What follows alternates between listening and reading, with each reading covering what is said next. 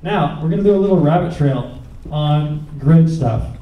One thing I love about the grid where you shift the accents or you shift the rudiments placement is you run into a lot of really funky, weird things where you need no chop, flop, and drop, and the molar whip and stop, and these sort of motions. So one thing, everybody loves the 4-2-1 exercise, but I have a different way to manipulate some rudiments where you basically extract them, and we keep the accent of the downbeat, but we shift the rudiments placement. So once you learn all these inversions of the rudiments, suddenly it's really easy to put them into a 4-2-1 sort of format where the accent shifts. So here's just using basic chop and spree rudiments. Here's an exercise that puts them in different positions, and you'll see when the flam is on the second beat of the triplet, there's the no chop, flop, and drop. When it's on the third, there's the molar, whip, and stop. So here goes nothing.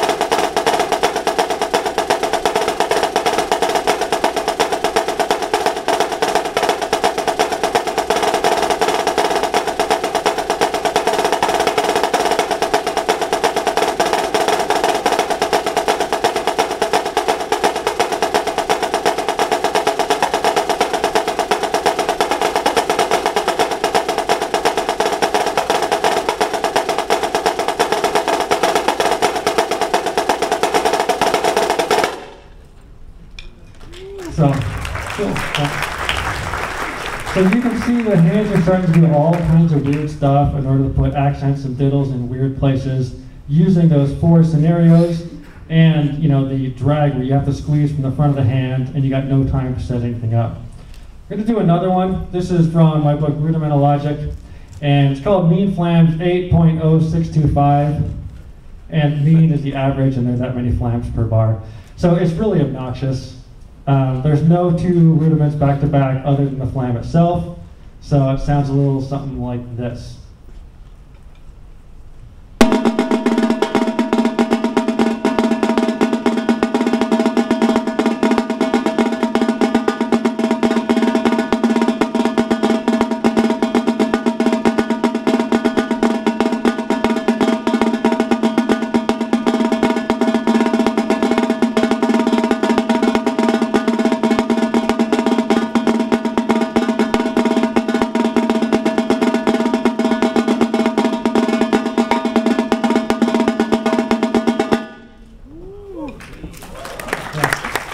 If you put a techno bass drum and hi-hat under it, it sounds really good.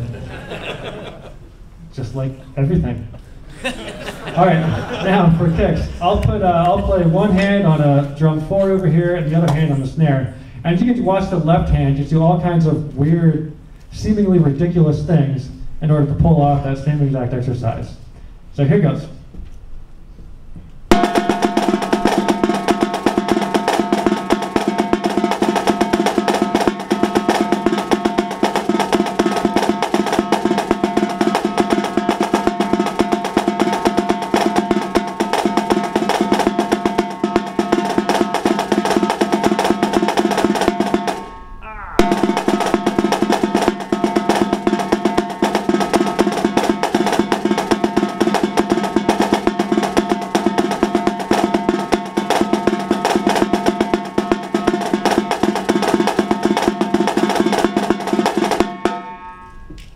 Close enough, you get the idea, right?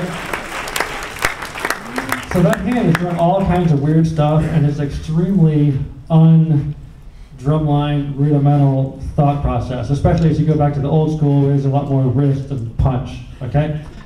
The more a drum will rebound a stick, the more you need to take advantage of that stick and play as lazy as you possibly can, okay? The lazier you play, the more natural music comes out of you. If I play with a lot of Bill inputting the stick, I'm a fallen, screwed up person. So the more that comes of me out is going to be like, kind of shady, it's probably going to lead to squareness and error. But physics and the laws of nature are constant and perfect. So the less of me, the more music it's going to be. That's why playing everything as loosely as you possibly can is the key. It sounds better, it's easier. It takes more time to learn the finesse to do it, but if you want to go the distance, that's what you got to do. So the final rudiment is the drag-a-diddle, okay? Now, I took this out of the PAS 40, but the concept is it's an accented diddle. So you have to play a free stroke and downstroke combo. Okay? Again, with a double stroke roll, this is not wrong, but this is more right. Okay? So the drag-a-diddle is a paradiddle with an accented diddle on the downbeat. Now the hand motion is an alley-oop, but the second one clamps down to the brakes to stop the stick low.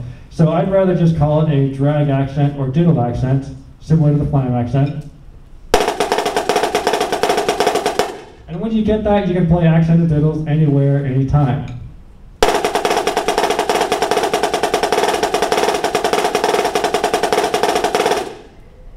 So again, a crucial hand motion requiring a lot of finger control coming out of the drag diddle. So, now that launches me into a discussion that's potentially controversial, which is always fun. The 40 PAS rudiments. Now the only place that hand motion exists in the 40 PAS rudiments is the drag-a-diddle, okay? So I'm not sure why we need a hybrid rudiment. I think we could be more effective just using that element and then training people's hands, okay? On your handout, on one side is bills. You need to know these in order to not get cut, 45 rudiments, which is pretty much what you need these days to survive. So the questions on the other side are, is the list of 40 rudiments too intimidating for the drummer who just wants good mechanics/technical facility? There are way more drum set players out there in the world than us, educated rudimental folks, doing concert and legit styles. And they all want hands that work. And they know, oh, I keep hearing that rudiments is the answer, but there are these 40, and then I know there are thousands of hybrid, and apparently this is somehow going to make me better. It's like, oh, this is hard, yeah, blow it off. It's too big a mountain to tackle, right? If the point of learning a rudiment was to orchestrate it around the drum set, I would probably blow it off too. It's too much work for too little return. But the concept is you learn the hand motions from the rudiments, where each hand can individually do all these different hand motions, such that you can play anything your mind can think of.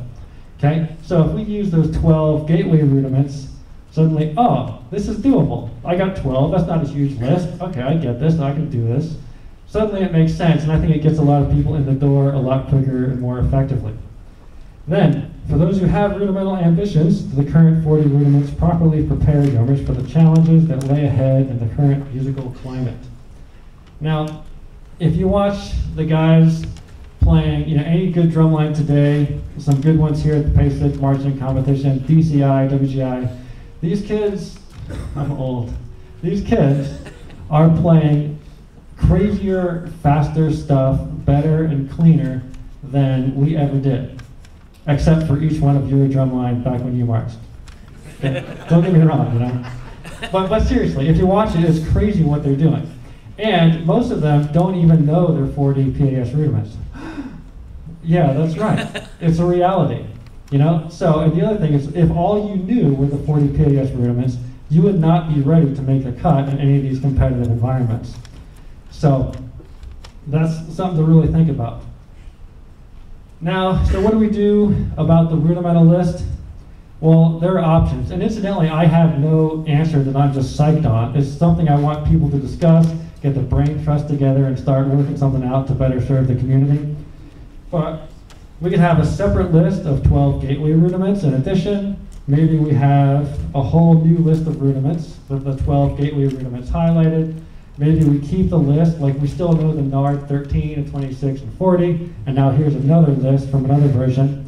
Maybe we just expand the list so we have 90, and then it's even more intimidating to the average drum set guy. So there are options, but I really think that it's time to take a look at this so we can better serve people of all different walks to get them prepared for what they're going to be walking into. Okay? So, at this point, I'm going to thank the sponsors for a seamless transition. So Remo brought me here today. Thanks to Remo, thanks to Dynasty Drums, thanks to, I'm going to play something, so the show's not quite over. I'm going to play, well, back to it. I'm thanking Zildjian, Vic Firth, and these guys all make the best stuff around. That's the stuff I used to buy, and I love what they make, and I'm very thankful and honored that they support my efforts. And to the Percussive Art Society for having me out. And I'll be hanging down at the Lone Star Percussion booth a little bit later if you want to stop by and say hello. And they have all kinds of books and good stuff. Stick technique is the path to technique. If you want hands who can play anything as soon as possible without really delving into rudimental vocabulary, that'll help you out. If you want to learn tons and tons of stuff and have a complete rudimental arsenal, Rudimental Logic from Row-Loff, that's kind of a resource for that. So, I do teach Skype lessons. If you guys are interested, go to my billbachman.net site. And I teach people in 10 countries now around the world, which is pretty cool. So I'm going to play one more thing for you. This is a solo called Ubiquitous Illness. And this kind of drumming, it's almost like stunt drumming, like the skater who does 70 tries to pull it once. But I'm going to give it a shot for you guys. So here we go.